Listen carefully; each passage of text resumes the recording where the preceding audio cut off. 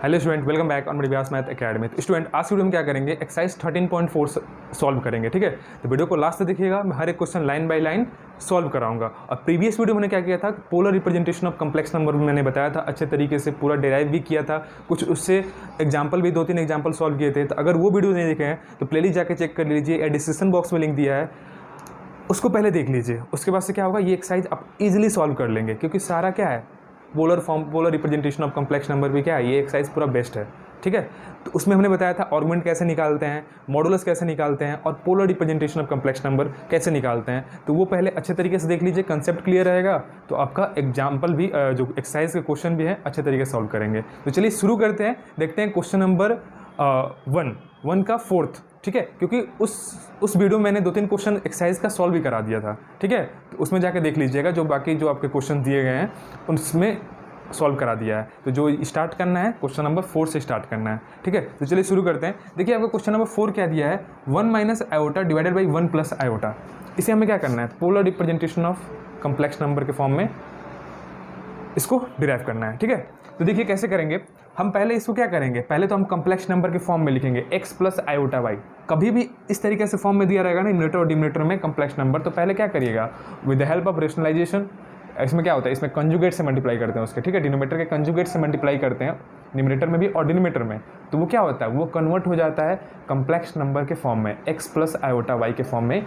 पहले हम इसको कन्वर्ट करेंगे। तो देखिए कैसे कन्वर्ट करते हैं हम। क्या करेंगे, डिनोमिनेटर के कंजुगेट से मल्टीप्लाई करते हैं। तो यहाँ से क्या हो जाएगा, z equal to 1 minus iota divided by 1 plus iota. इसका कंजुगेट क्या होगा, इसका कंजुगेट होगा 1 माइनस आयोटा हो जाएगा। ठीक है, तो ऊपर नीचे मल्टीप्लाई कर देंगे। अब इसको सॉल्व करिए, तो ये क्या बन गया, a minus b, a minus iota और a माइनस आयोटा। तो क्या हो गया, a माइनस आयोटा का होल स्क्वायर बन गया। तो इसका क्या हो जाएगा, 1 का स्क्वायर, आयोटा का स्क्वायर और -2 आयोटा आएगा। ठीक है, a माइनस बी का होल स्क्वायर बन रहा है, तो उसी फॉर्मूला पे इसको तोड़ दीजिए। और नीचे क्या बन रहा है, a प्लस बी और a माइनस बी।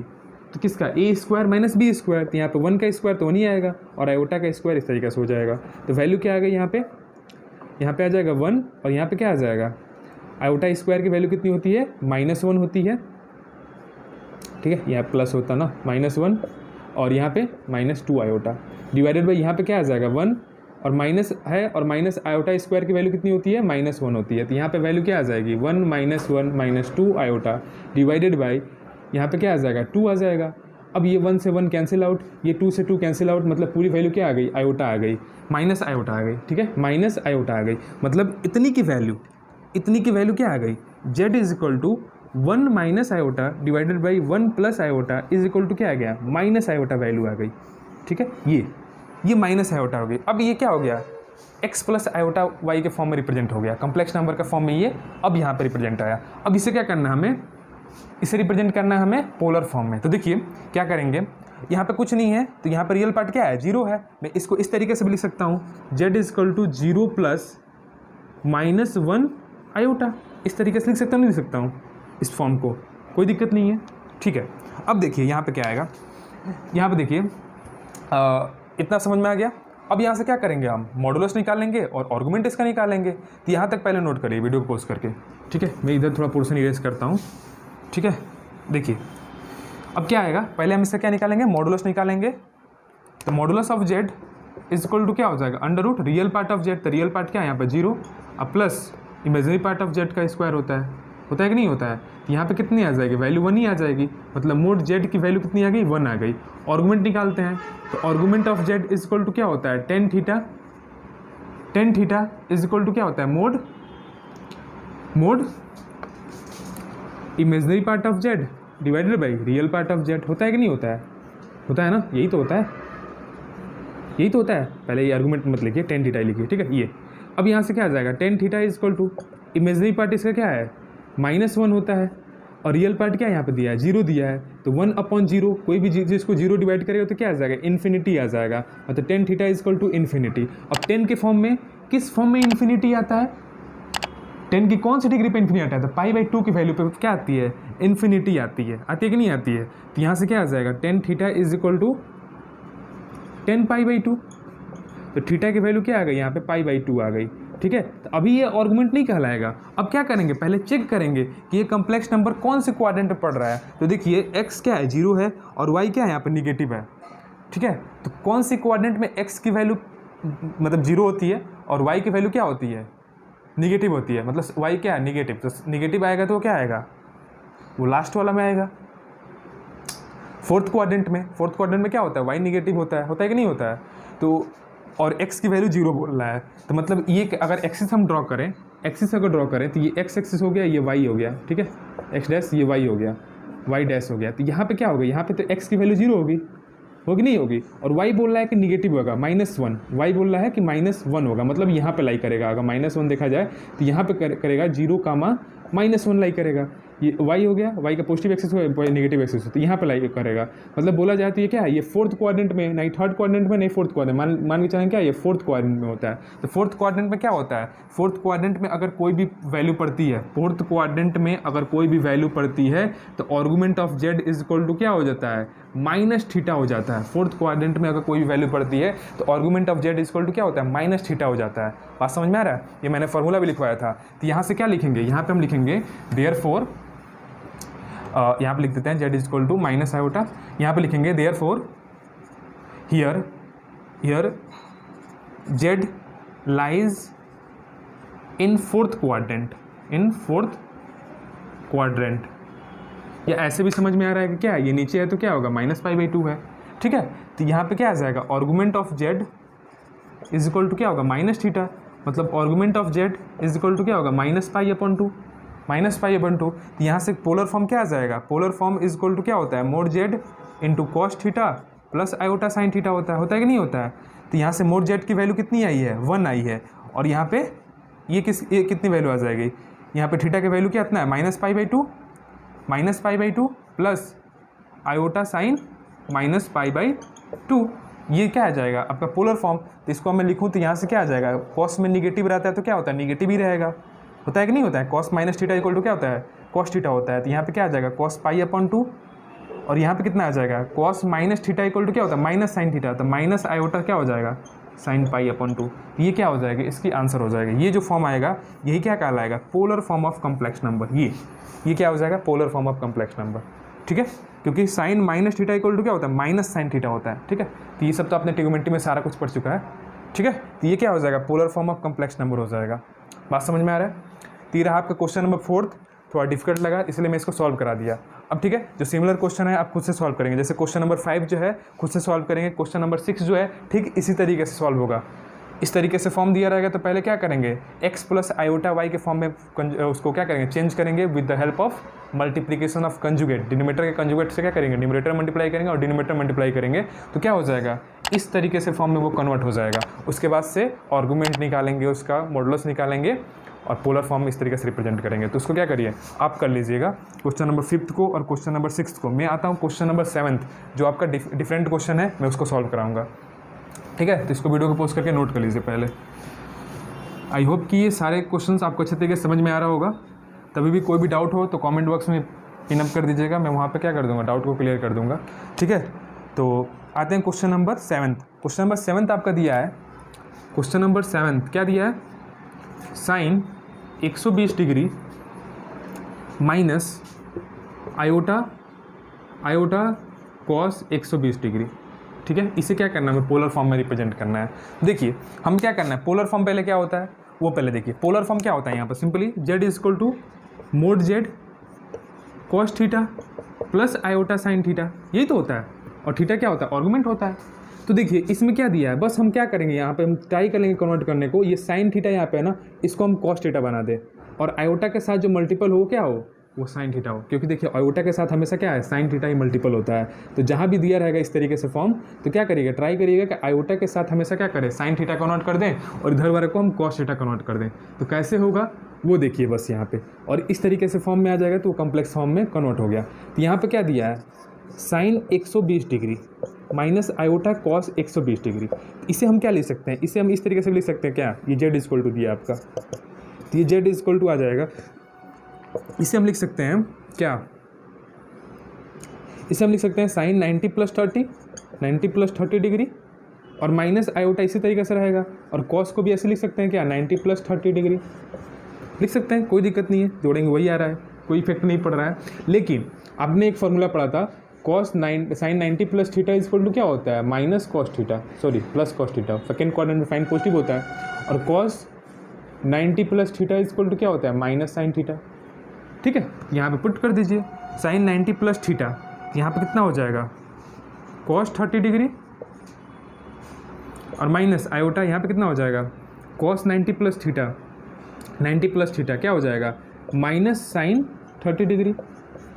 ठीक है, कॉस का क्या होता है, नेगेटिव होता है। अब इसको क्या हो जाएगा, यहाँ से ये जेड इक्वल टू चल रहा है, तो जेड इक्वल टू क्या आ जाएगा, यहाँ पे कॉस 30 डिग्री और माइनस माइनस प्लस हो जाएगा आयोटा साइन 30 डिग्री। तो यही क्या हो गया, यही आपका पोलर फॉर्म हो गया, polar form of complex number. ठीक है, ये क्या हो गया आपका पोलर फॉर्म। आपका बुक में इस तरीके से दिया होगा रेडियन के फॉर्म में, तो यहाँ पे क्या हो गया, पाई बाई 6 30 डिग्री को क्या लिख सकते हैं हम, पाई अपॉन 6 लिख सकते हैं, अब प्लस आयोटा इसको क्या लिख सकते हैं, पाई अपॉन 6। अगर पूछे कोई कि यहाँ पे क्या है, आर्गुमेंट क्या है, तो आर्गुमेंट पाई अपॉन 6 होता है, जो थीटा होता है वो ये आर्गुमेंट हो जाएगा। और बोले कि मॉडुलस क्या है, तो मॉडुलस आगे मल्टीप्लिकेशन होता है, तो कुछ नहीं है तो क्या है, यहाँ पे 1 है। तो अगर यहाँ पे मैं बात करूँ कि मॉडुलस ऑफ जेड, तो मॉडुलस ऑफ जेड क्या हो जाएगा 1। अब बोलूँ कि आर्गुमेंट ऑफ जेड क्या है, तो बोलेंगे पाई अपॉन 6। तो ये क्या हो जाएगा, आपका आंसर हो जाएगा। यही दोनों क्वेश्चन में फाइंड करने थे। तो आई होप कि क्वेश्चन आपको समझ में आया होगा। देख लेते हैं आपका आंसर क्या दिया है, आंसर यही दिया होगा, कुछ डिफरेंट तो नहीं आएगा। ठीक है, यही आएगा। ठीक है, अब देखिए ये क्वेश्चन नंबर क्या था, 7 था। आते हैं हम क्वेश्चन नंबर 8। क्वेश्चन नंबर 8 भी तो ठीक उसी तरीके से करना है जैसे प्रीवियस क्वेश्चन हमने सॉल्व कराया था, तो उसको आप उस तरीके से सॉल्व कर दें। मैं थोड़ा सा यहाँ पे हिंट देता हूँ क्वेश्चन नंबर 8 को कैसे सॉल्व करेंगे, तो इसको पहले हम नोट कर लीजिए वीडियो को पोस्ट करके। ठीक है स्टूडेंट, हर एक क्वेश्चन आर डी शर्मा का सॉल्व कराना पॉसिबल नहीं है, क्योंकि एक क्वेश्चन में 8 क्वेश्चन 9 क्वेश्चन क्या है, भर भर के दिया है। तो सिमिलर क्वेश्चन आपको खुद से ट्राई करना पड़ेगा, ना तो एक्सरसाइज सॉल्व ही नहीं, खत्म ही नहीं होगा, कभी बुक ही नहीं खत्म होगा। ठीक है, तो सिमिलर क्वेश्चन आप खुद से सॉल्व करेंगे, मैं डिफरेंट क्वेश्चन होगा वो मैं सॉल्व करा दूंगा। आते हैं क्वेश्चन नंबर 8 पे। क्वेश्चन नंबर 8 दिया है -16 divided by 1 plus iota root 3। ये क्या दिया, ये आपका क्वेश्चन नंबर आपका 8 दिया है। ठीक है, 8 दिया है फर्स्ट का। इसको कैसे सॉल्व करेंगे, ये इतना जेड इक्वल टू दिया है, तो मैं बोला था क्या, इसका कंजुगेट से क्या करेंगे, डिनोमिनेटर का कंजुगेट से क्या करेंगे, ऊपर मल्टीप्लाई कर देंगे, तो 1 माइनस आयोटा जेड, और यहाँ पे क्या आ जाएगा 1 माइनस आयोटा जेड, इस तरीके से मल्टीप्लाई कर देते हैं। ठीक है, ये जेड। ठीक है, जब इसको मल्टीप्लाई करेंगे तो आपका ये नीचे से क्या होगा, ये सब कैंसिल आउट हो जाएगा, बस x प्लस आयोटा y के फॉर्म में रिप्रेजेंट हो जाएगा। ठीक है, तो अगर मैं इसको सॉल्व करता हूँ तो यहाँ पे कितना आ जाएगा, 16 1 माइनस आयोटा रूट 3, ये आ जाएगी वैल्यू, ये माइनस इस तरीके से रहेगा, और ये क्या हो जाएगा, ये 1 a plus b a minus b, तो किसका फार्मूला होता है, a minus b into a plus b का किसका फार्मूला होता है, a square minus b square. तो सिंपली मैं क्या लिख सकता हूँ, 1 का स्क्वायर माइनस आयोटा रूट 3 का होल स्क्वायर। यहाँ पे कितना हो जाएगा, -16 1 minus iota root 3 divided by, ये कितना आ जाएगा 1 का स्क्वायर 1 ही होता है, आयोटा स्क्वायर की वैल्यू कितनी होती है, माइनस ये आयोटा स्क्वायर हो जाएगा। ठीक है, आयोटा स्क्वायर और रूट 3 का स्क्वायर करेंगे तो क्या आएगा, 3 आ जाएगा। ठीक है, तो मैं इसको सिंपल लिखूँ तो आयोटा स्क्वायर की वैल्यू क्या हो जाएगी, -1 और -1 और -1 क्या हो जाएगा, प्लस हो जाएगा, +3 हो जाएगा, तो 1 + 3 हो जाएगा, तो मतलब ये पूरी की वैल्यू क्या आ जाएगी, 4 आ जाएगी। मैं डायरेक्ट लिख सकता हूँ 4, ये 4 4 जाए 16। ठीक है, तो ये क्या आ जाएगा, z इज इक्वल टू -4, इसे मल्टीप्लाई भी करता हूँ, -4 प्लस 4 आयोटा 4 रूट 3 आयोटा आ जाएगा। ठीक है, ये वैल्यू आ जाएगी, z is equal to -4 plus 4 root 3 iota. अब ये वैल्यू आ गई, तो इसका हम सिंपली हम क्या कर सकते हैं, इसका हम निकाल नहीं सकते हैं आर्गुमेंट और इसका पोलर फॉर्म, अब तो निकाल सकते हैं। तो आप ये खुद से सॉल्व करेंगे। ठीक है, अब ये देखिए, ये x की वैल्यू क्या है, नेगेटिव है, y की वैल्यू क्या है आपका पॉजिटिव है। ये कौन सी क्वाड्रेंट पड़ेगा, x की वैल्यू नेगेटिव और y की value positive. Second quadrant, second में क्या होता है, x की वैल्यू नेगेटिव होता है, y की वैल्यू पॉजिटिव होता है, सेकेंड क्वाड्रेंट पड़ेगा। तो यहाँ से आर्गुमेंट जब निकालेंगे, जो थीटा निकालेंगे, तो यहाँ पे आर्गुमेंट ऑफ जो जेड आएगा, आर्गुमेंट ऑफ जेड आएगा वो क्या कर लीजिएगा, पाई माइनस थीटा कर लीजिएगा, पाई माइनस थीटा हो जाएगा आर्गुमेंट। ठीक है, क्योंकि सेकंड क्वाड्रेंट पे लाई कर रहा है, tan थीटा इक्वल टू निकालेंगे ना, यहाँ पे tan theta equal to imaginary part of z और divided by real part of z. ठीक है, तो जो आप यहाँ पे आएगा, जो यहाँ पे जो थीटा की वैल्यू आएगी, उसमें से पाई से माइनस कर देंगे तो क्या आ जाएगा, आर्गुमेंट आ जाएगा।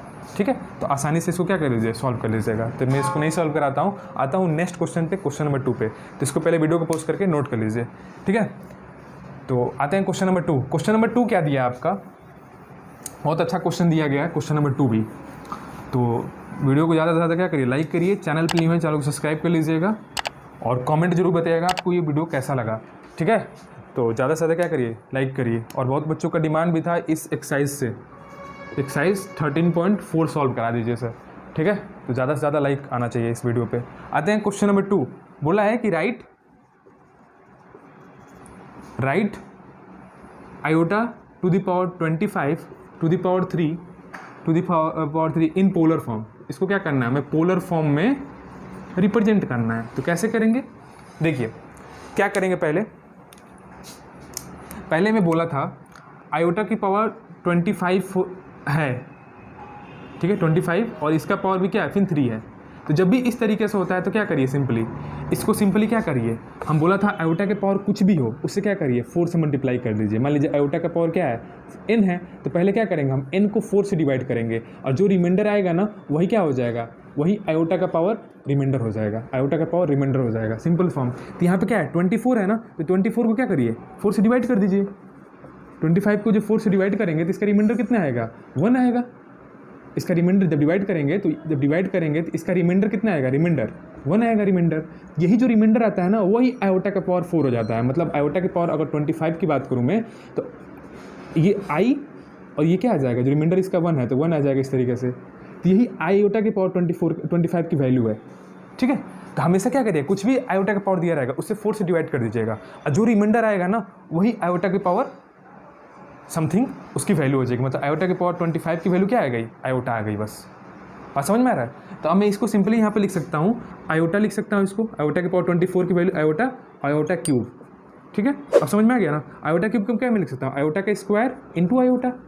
आयोटा के स्क्वायर की वैल्यू कितनी होती है, -1 होती है और इंटू आयोटा हो जाएगा। मतलब इसकी वैल्यू क्या आ गई, आयोटा आ गई। मतलब इन पूरी की वैल्यू माइनस आयोटा आ गई।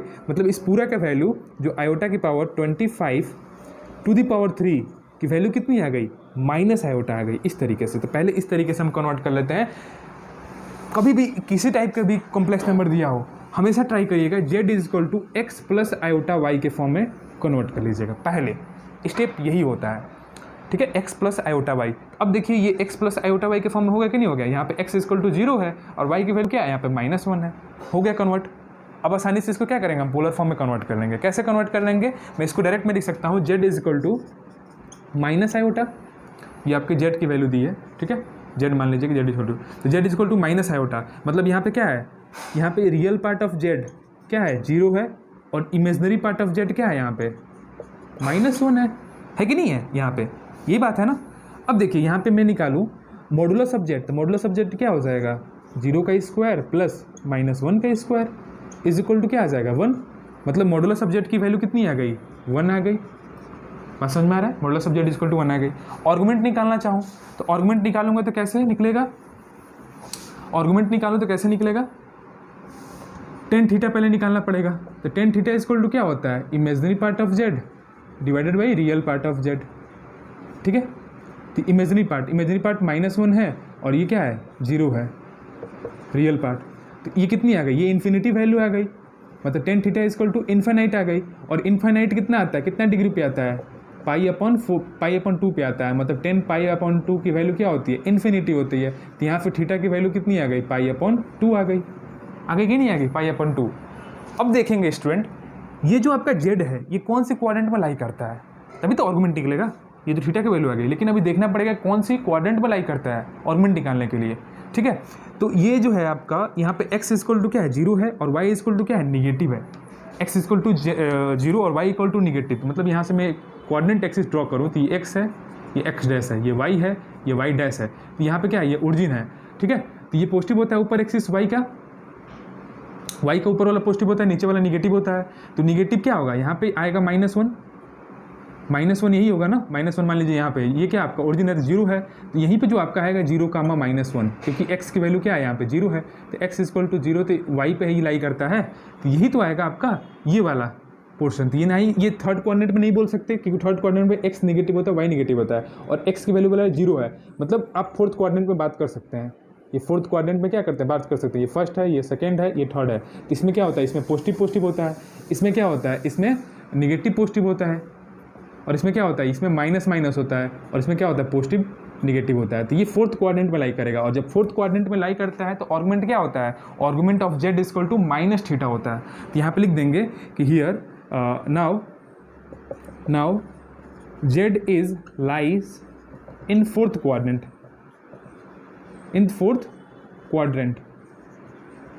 ठीक है, fourth quadrant. So argument of Z is equal to minus theta. यहाँ पे क्या आ जाएगा, argument of Z is equal to कितना आ जाएगा, -π/2। तो आर्गुमेंट निकल गया, मॉडुलस निकल गया, मॉडुलस ऑफ जेड निकल गया। अब यहाँ से हम क्या कर लेंगे, पोलर फॉर्म में राइट कर लेंगे इसको। तो इसको वीडियो को पोस्ट करके पहले नोट कर लीजिए, मैं थोड़ा सीरियस करता हूँ ऊपर वाला पोर्शन, ठीक है। तो पोलर फॉर्म क्या हो जाएगा, z is equal to mod z, mod z की वैल्यू क्या है 1 है, और यहाँ पे क्या आ जाएगा, यहाँ पे आ जाएगा कॉस, ये 1 आ जाएगा, तो 1 इंटू कुछ भी करेंगे वही आएगा, -π/2 प्लस आयोटा साइन -π/2। अब कॉस माइनस थीटा क्या होता है, कॉफी थीटा होता है, मतलब कॉस थीटा मतलब कॉस π/2 ही आता है। और ये क्या आता है, साइन माइनस थीटा इक्वल तो क्या होता है, माइनस साइन थीटा। तो यहाँ पे क्या आ जाएगा, यहाँ पर निगेटिव आ जाएगा, ठीक है। तो जेड इक्वल टू ये आ गया, ये आपका polar form of complex number आ जाएगा। आई होप कि क्वेश्चन समझ में आया होगा, ठीक है। 13.4 का क्वेश्चन नंबर 2 भी समझ में आपको अच्छे तरीके से आया होगा।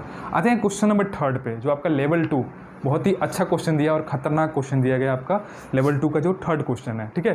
क्योंकि उसमें बहुत सारे केसेस बढ़ेंगे, क्योंकि ट्रिग्मेट्रिक फॉर्म जब आ जाता है ना, कम्प्लेक्स नंबर के नंबर में अगर tan थीटा आ गया, तो उस टाइप के जब कम्प्लेक्स नंबर को हम पोलर फॉर्म में रिप्रेजेंट करते हैं, तो उसकी अब रेंज भी देखा जाता है, सॉरी डोमेन भी देखा जाता है, कौन सी डोमेन में क्या होता है, वो ट्रिग्मेट्रिक फंक्शन डिफाइन होता है, ठीक है।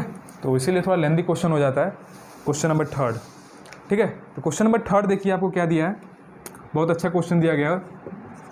इसमें मैं क्या करूँगा, दो ही क्वेश्चन कराऊंगा, जो आपका डिफरेंट है वही सॉल्व कराऊंगा, ठीक है। सिमिलर क्वेश्चन आप खुद से ट्राई करेंगे। तो क्वेश्चन नंबर 3rd ये दिया आपका student, express the following complex number in polar form, मतलब r cos theta plus iota sine theta. r यहाँ पे क्या है, मोड जेड को ही r भी बहुत लोग बुक में डिनोट करता है, mod z equal to r मान लेता है, वही क्या r क्या है आपका मॉडुलस ऑफ कॉम्प्लेक्स नंबर है, ठीक है। तो उससे कंफ्यूज मत होइएगा। बोल रहा है क्वेश्चन नंबर 3 में कि express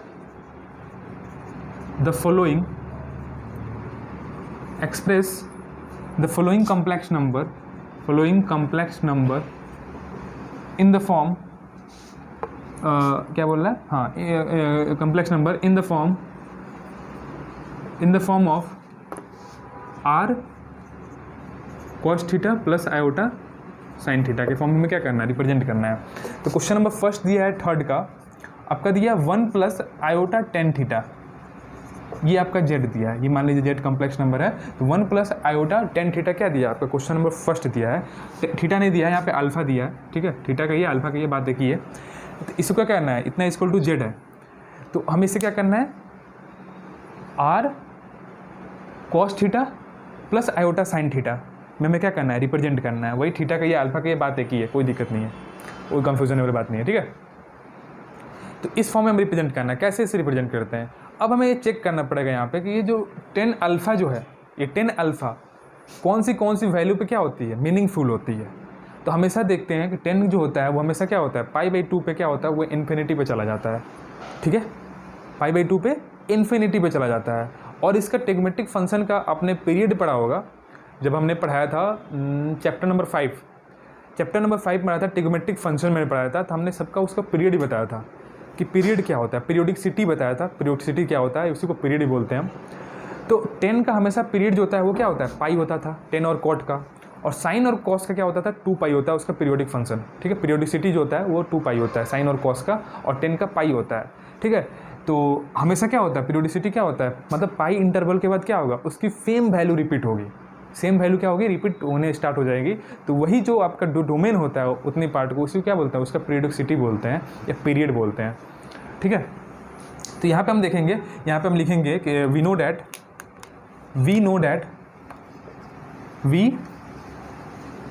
that tan alpha is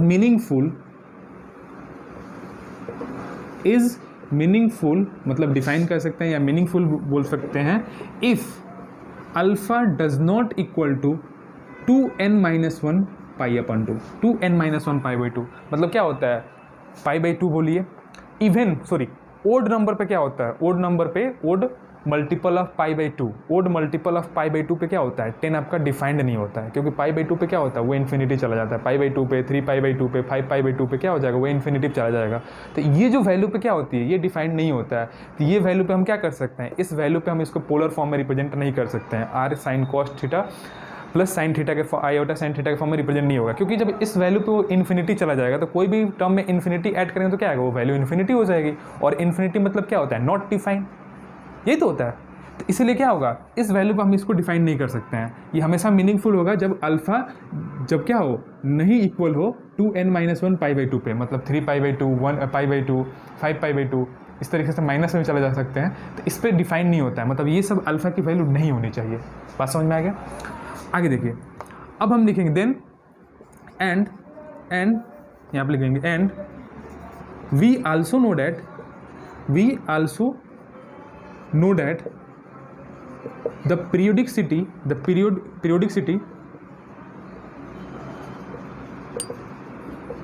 of tan theta is क्या होता है, इस पाई होता है, क्या होता है, पाई होता है, पीरियोडिसिटी क्या होता है उसका पाई होता है।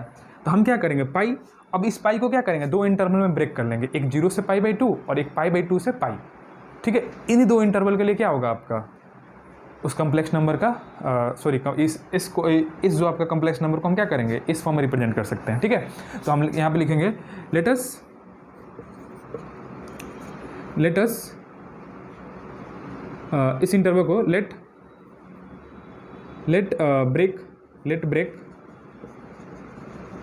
ब्रेक इनटू टू इंटरवल्स, ठीक है। दो इंटरवल्स में ब्रेक करेंगे, इस पाई को हम क्या कर सकते हैं, दो इंटरवल में ब्रेक कर सकते हैं। क्या हो सकता है, पाई इज इक्वल टू हम लिख सकते हैं, ये आ जाएगा 0 से पाई बाई टू, 0 से पाई by to union pi by to से पाई, ठीक है। इस तरीके से हम लिख सकते हैं, इस इंटरवल को हम दो इंटरवल में ब्रेक कर सकते हैं, ठीक है। एक बार क्या करेंगे, एक बार इस इंटरवल के लिए चेक करेंगे और एक बार इस इंटरवल के हम चेक करेंगे, ठीक है। तो यहाँ पे हम लिख सकते हैं एंड ये कर सकते हैं इतना, 2 इंटरवल में ब्रेक करेंगे, मान लीजिए यही 2 इंटरवल में हम इसको ब्रेक कर दिए पाई को। अब इस 2 इंटरवल में हम क्या करेंगे, उसके कम्प्लेक्स नंबर फाइंड आउट करेंगे, इस फॉर्म को रिप्रेजेंट करेंगे। तो पहला यहाँ पे केस राइज होगा, यहाँ पे स्टूडेंट पहला के लिए हम केस यहाँ बना लेते हैं, केस वन हम यहाँ पे लिख लेते हैं कि जब क्या होगा, अल्फ़ा बिलोंग्स टू 0 से पाई बाई टू में, तब क्या होगा, तब उसका हम कम्प्लेक्स नंबर इस फॉर्म में कैसा रिप्रेजेंटेशन आएगा, ठीक है। यहाँ पे देखिए पाई बाई टू के बाद क्या है, ओपन ब्रैकेट लगाया, मतलब काउंट नहीं है इंटरवल में, जब ओपन लगता है तो क्या उसको काउंट नहीं करते हैं, ठीक है। अब देखिए हमें यहाँ पे क्या दिया है, z equal to 1 plus iota tan alpha, ये दिया गया, ठीक है। तो अब देखिए इसको मैं क्या लिख सकता हूँ, यहाँ से मोड z फाइंड आउट करें तो क्या होगा, mod z equal to find out करें तो क्या होगा, अंडर रूट 1 का स्क्वायर हो जाएगा अब प्लस 10 स्क्वायर अल्फ़ा हो जाएगा ना। तो ये क्या आता है, इतना इज इक्वल टू आता है under root 1 plus 10 square alpha is equal to क्या आ जाएगा, सेक अल्फ़ा, क्या आ जाएगा 1 plus 10 square alpha equal to क्या आ जाएगा, सेक अल्फ़ा होता है, क्योंकि 1 प्लस 10 अल्फ़ा इक्वल टू क्या होगा, सेक अल्फ़ा हो जाएगा। बात समझ में आ रहा है। लेकिन अगर देखिए, लेकिन यहाँ पे क्या हो रहा है, 0 से पाई बाई टू है, तो क्या होगा, ये अल्फ़ा की सेक अल्फ़ा की वैल्यू क्या होगी, पॉजिटिव होगी, क्योंकि अल्फ़ा क्या है, फर्स्ट क्वाड्रेंट में पड़ेगा, फर्स्ट क्वाड्रेंट में सब पॉजिटिव होंगे।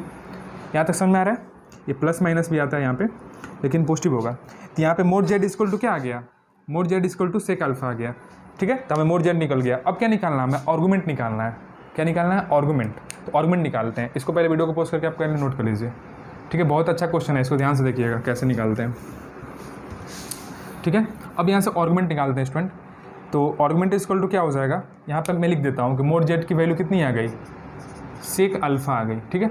अब आर्गूमेंट निकालते हैं, तो आर्गूमेंट इक्वल टू क्या निकालना पड़ेगा, पहले थीटा निकालना पड़ेगा। टेन थीटा इक्वल टू क्या आएगा, imaginary part of z divided by real part of z, इसका मॉडुलस होता है। तो यहाँ पे आ जाएगा, इसको वैल्यू निकालेंगे तो रियल इमेजनरी पार्ट क्या दिया आपका 10 अल्फ़ा और रियल पार्ट क्या दिया है 1 दिया है। मतलब यहाँ पे अगर 10 थीटा मैं बात करूँ यहाँ से, तो 10 थीटा इज इक्वल टू क्या हो जाएगा, 10 थीटा इज इक्वल टू क्या हो जाएगा 10 अल्फ़ा हो जाएगा, मोड 10 अल्फ़ा हो जाएगा। अब मोड 10 अल्फा, अब अल्फा की वैल्यू क्या बोल रहा है कि अल्फा की वैल्यू लाई कर रहा था 0 से π/2 में, मतलब फर्स्ट क्वाड्रेंट में। तो फर्स्ट क्वाड्रेंट में क्या होगा, ये भी पॉजिटिव होगा ये वैल्यू, मतलब यहाँ पे क्या होगा 10 alpha tan theta equal to 10 alpha हो जाएगा। मतलब यहाँ पे 2 थीटा की वैल्यू आएगी वो क्या आएगी, अल्फा आएगी। अल्फा आएगी कि नहीं आएगी, ये अल्फा इक्वल टू थीटा बोल देंगे, अल्फा इक्वल टू क्या बोल देंगे, थीटा बोल देंगे। ठीक है, आएगी कि नहीं आएगी। अब यहाँ से देखने वाली बात है, बोल रहा था कि फर्स्ट क्वाड्रेंट में क्या कर रहा था, ये लाई कर रहा था। अब यहाँ से देखिए 0 से π/2 है, तो ये क्या होगा, यहाँ पे ये भी पॉजिटिव है, ये भी पॉजिटिव क्वांटिटी होगी। मतलब यहाँ पे क्या होगा, यहाँ पे लिख देंगे therefore z lies in first quadrant, first quadrant. इसीलिए क्या होगा, इसीलिए जो अल्फा थीटा इक्वल टू जो आर्गुमेंट ऑफ z आएगा, आर्गुमेंट ऑफ जो z आएगा उसे क्या कर दीजिए, थीटा आएगा। आर्गुमेंट ऑफ z आएगा वो थीटा आएगा, या अल्फा बोल सकते हैं, अल्फा आएगा। फर्स्ट क्वाड्रेंट में तो कोई चीज़ नहीं होगा। तो अब यहाँ पे आर्गुमेंट पता चल गया, और यहाँ पे क्या पता चल गया आपको, आर्गुमेंट पता चल गया और आपको मॉडुलस पता चल गया। तो अब यहाँ से पोलर फॉर्म यहाँ से निकाल सकते हैं, यहाँ से इजीली लिख सकते हैं। तो इसका पोलर फॉर्म क्या हो जाएगा, polar form z is equal to हो जाएगा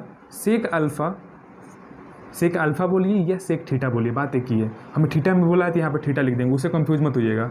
और यहाँ पे cos theta plus iota sine theta, क्योंकि अल्फा इक्वल टू क्या आ गया, थीटा आ गया, तो यहाँ पे मैं थीटा के फॉर्म में लिख देता हूँ। तो ये जो आ गया ये आपका क्या आ जाएगा, पोलर फॉर्म आ जाएगा। ये फर्स्ट केस के लिए देख लेते हैं आंसर में दिया है कि नहीं दिया है।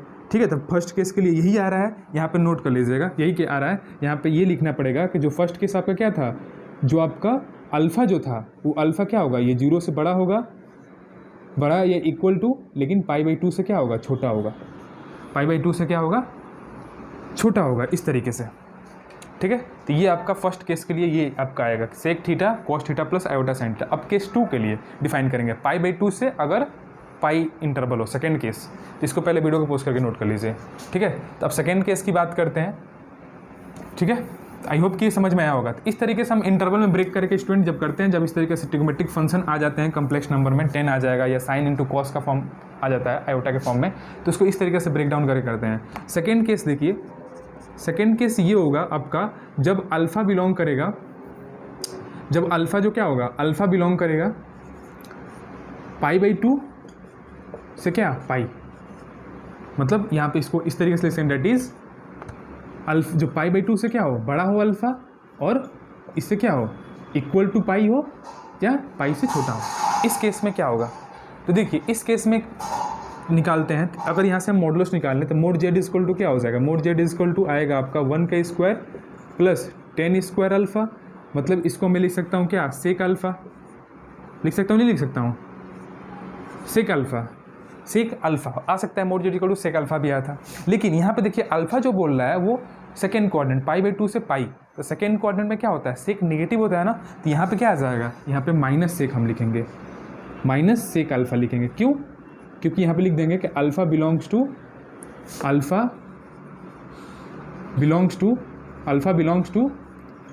π/2 से पाई, मतलब सेकेंड क्वाड्रेंट पे लिख देंगे, यहाँ पे लिख देंगे, इसीलिए क्या होगा, सेक अल्फ़ा नेगेटिव आएगा। बात समझ में आ गया। तो यह आ गया आपका mod z equal to minus sec alpha, क्योंकि अल्फ़ा जो है सेकेंड क्वाड्रेंट पे, तो सेकेंड क्वाड्रेंट से एक नेगेटिव होता है, इसलिए क्या आ गया, मोड z की वैल्यू माइनस सेक अल्फ़ा आया। बात समझ में आ रहा है, यहाँ तक समझ में आ रहा है। अब क्या निकालेंगे, आर्गुमेंट निकालेंगे। तो आर्गुमेंट इज इक्वल टू क्या आया था, आर्गुमेंट ऑफ z अगर हम निकाला था पिछले वाले वीडियो में, पिछले वाले केस में, तो वो क्या आया था, वो आया था आर्गुमेंट नहीं, आर्गुमेंट निकालने की जब बात कर रहे थे तो क्या आया था आपका, tan theta is equal to mod 10 alpha आया था, आया था कि नहीं आया था, आया था ना, आया था। लेकिन क्या बोल रहा है, लेकिन स्टूडेंट यहाँ पे बोल रहा है कि क्या, वो सेकेंड क्वाड्रेंट में लाई करता है अल्फ़ा, तो ये वैल्यू क्या आएगी, निगेटिव आएगी, आएगी कि नहीं आएगी, आएगी ना। मतलब यहाँ से 10 थीटा इज इक्वल टू क्या आएगा, माइनस 10 अल्फ़ा आएगा, क्योंकि सेकेंड क्वाड्रेंट में अल्फ़ा लाई कर रहा है, तो ठीक है कर रहा है ना। तो यहाँ से मैं निकालूँ तो इसको मैं क्या लिख सकता हूँ, 10 थीटा इज इक्वल टू मैं लिख सकता हूँ क्या, 10 pi minus alpha, 10 pi minus alpha क्या हो जाएगा, माइनस 10 अल्फ़ा आ जाएगा नहीं आ जाएगा। तो यहाँ से थीटा इज इक्वल टू देखूँ तो थीटा इज इक्वल टू क्या होगा, माइनस पाई माइनस अल्फ़ा, ये आ गया, पाई माइनस अल्फ़ा आ गया इस तरीके से।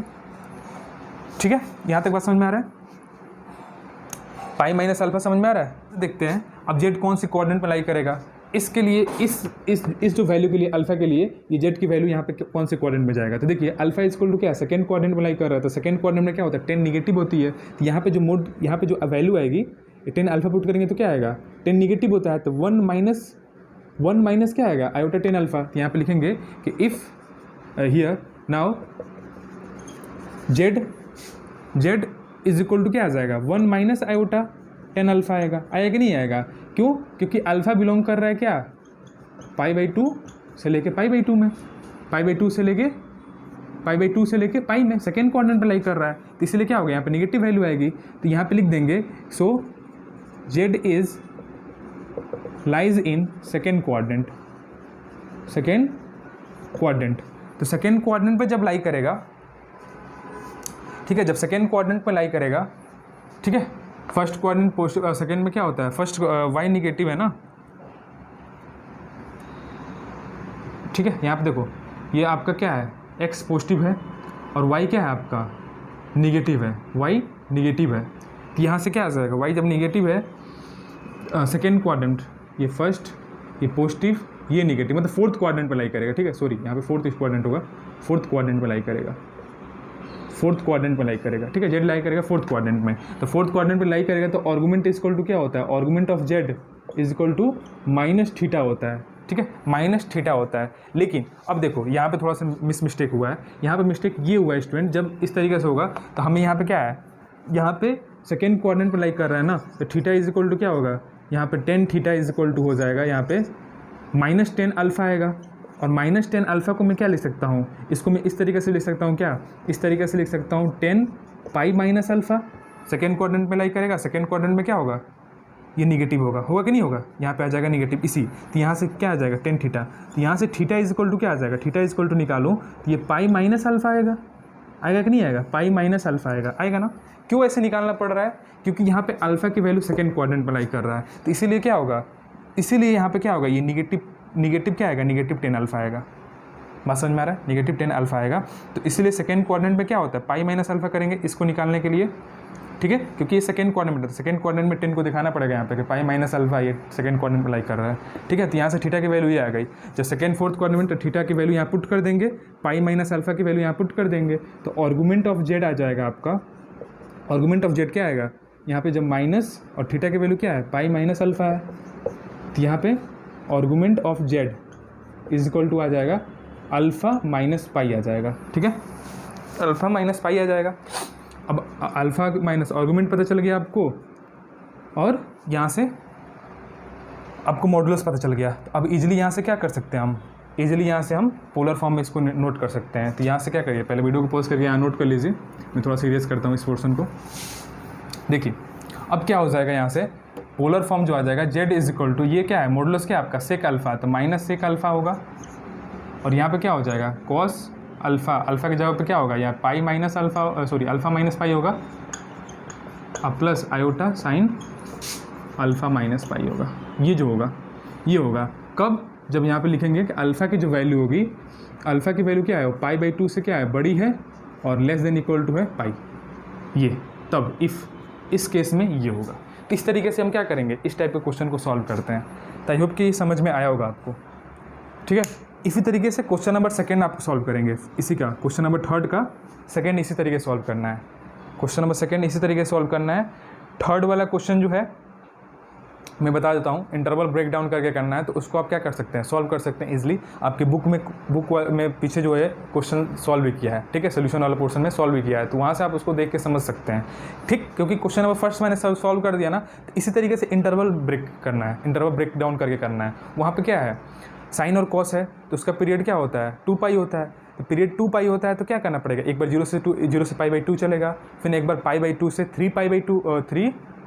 3π/2 आएगा, फिर उसके बाद से एक 3/π/2 से 2π, तीन केस उसमें राइज होंगे, और तीनों केस में ठीक इसी तरीके से क्या करना है, सॉल्व करते जाना है, ठीक है। तो उसको आप खुद से सॉल्व कर लीजिएगा, आपके बुक के पीछे सोल्यूशन भी दिया है। मैं फोर्थ क्वेश्चन सॉल्व करा देता हूँ, क्वेश्चन नंबर थर्ड का फोर्थ, वो डिफरेंट है और थोड़ा सा वो कंसेप्टुअल भी है, तो उसको मैं सॉल्व करा देता हूँ। तभी भी अभी कोई भी डाउट हो तो क्या कमेंट बॉक्स में पिनअप कर दीजिएगा, मैं वहाँ पे आपको क्लियर कर दूंगा, ठीक। इसी तरीके से मैंने एक क्वेश्चन सॉल्व करा दिया ना, इसी तरीके से उसको सॉल्व करना है, प्रोसेस यही है, ठीक है, मेथड यही है, इसी तरीके से ब्रेक डाउन करके सॉल्व करना है। आई होप कि समझ में आ गया होगा आपको।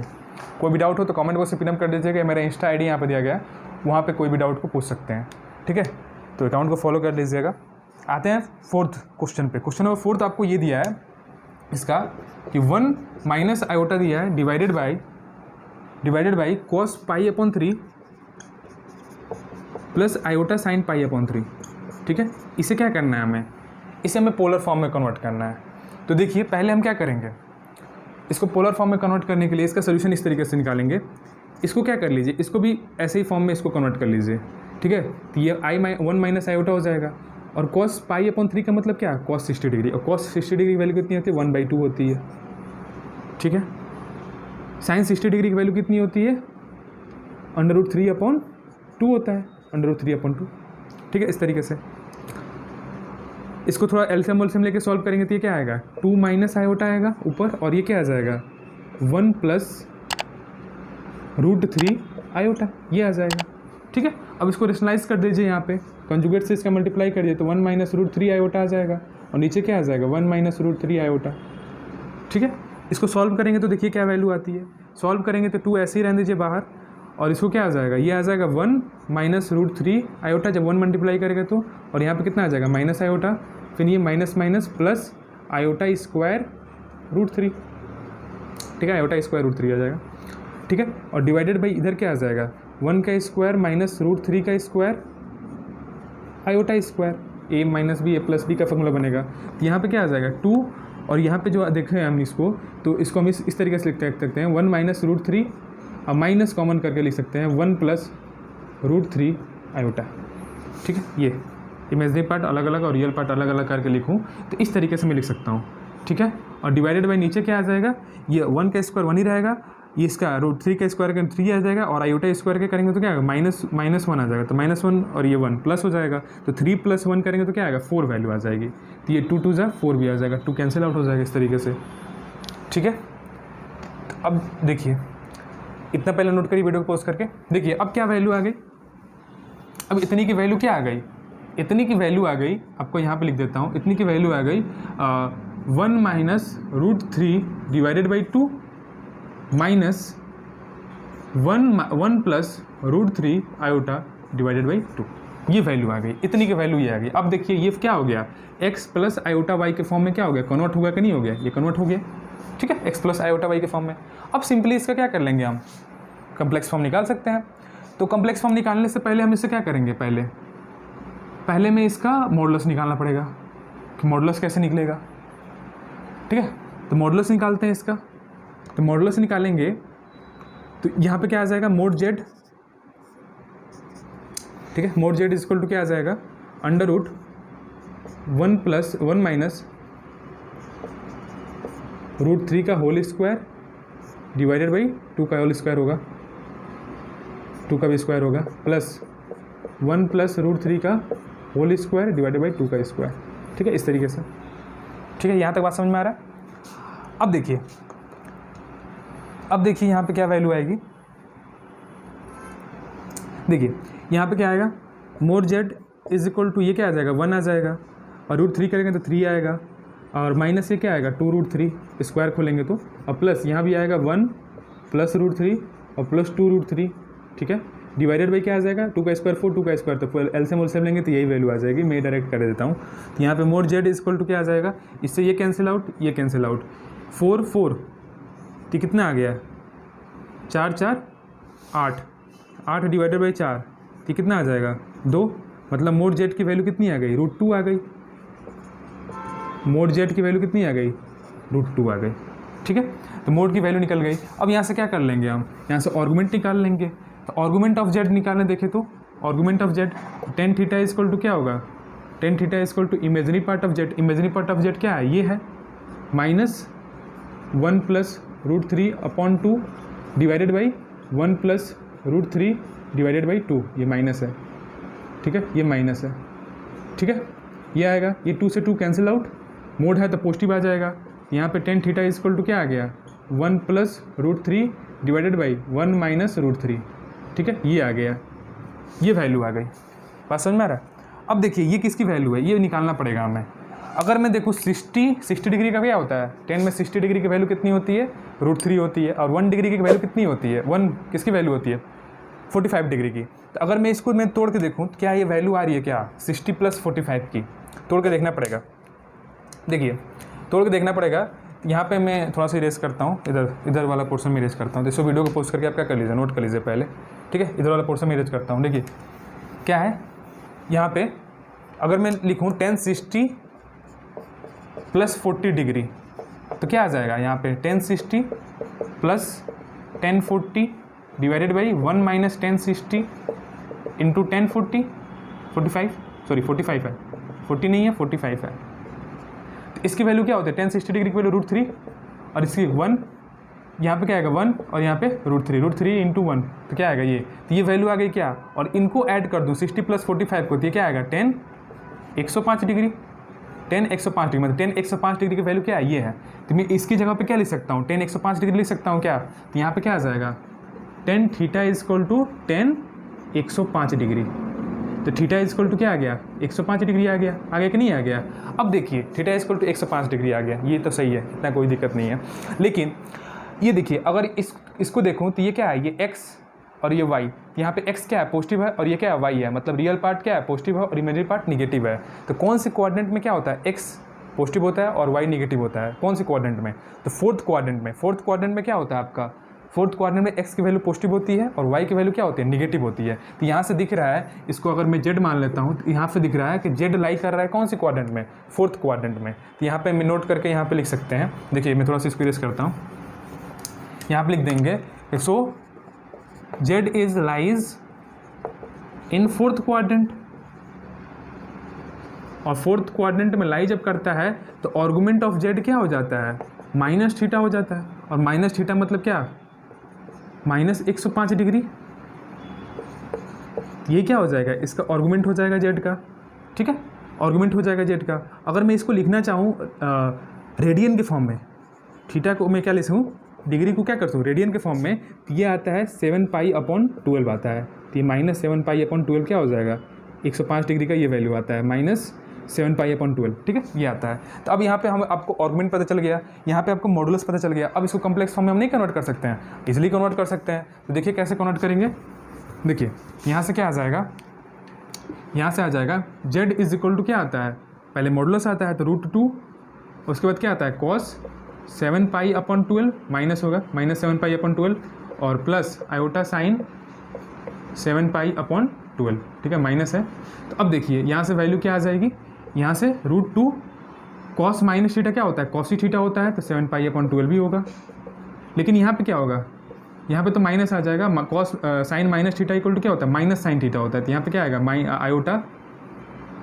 Iota sine 7π/12। तो ये क्या आ जाएगा, ये इसका पोलर फॉर्म आ जाएगा, polar representation of complex number, ये आपका आंसर हो जाएगा। तो आई होप कि क्वेश्चन नंबर 4 आपको अच्छे तरीके से समझ में आया होगा, ठीक है। क्वेश्चन नंबर 4 आपको अच्छे तरीके से समझ में आया होगा, ठीक है। तो इसको क्या करिए, इसको वीडियो को पोस्ट करके पहले नोट कर लीजिए, बुक में भी आपका आंसर यही दिया है, ठीक है। तो वीडियो को पोस्ट करके क्या करिए, पहले इसको नोट कर लीजिए। तो आज की वीडियो में यहीं तक रहने देते हैं। नेक्स्ट वीडियो में क्या करेंगे, जो बाकी आपको 3 क्वेश्चन बच रहा है ना, उसको नेक्स्ट वीडियो में सॉल्व करेंगे। तो वीडियो अच्छा वीडियो को ज़्यादा क्या करिए, लाइक करिए, चैनल प्लीज में सब्सक्राइब कर लीजिएगा, और कमेंट जरूर बताइएगा आपको वीडियो कैसा लगा, ठीक है। तो मिलते हैं नेक्स्ट वीडियो में। तो आज के लिए इतना ही। जय हिंद, जय Bharat, have a nice day.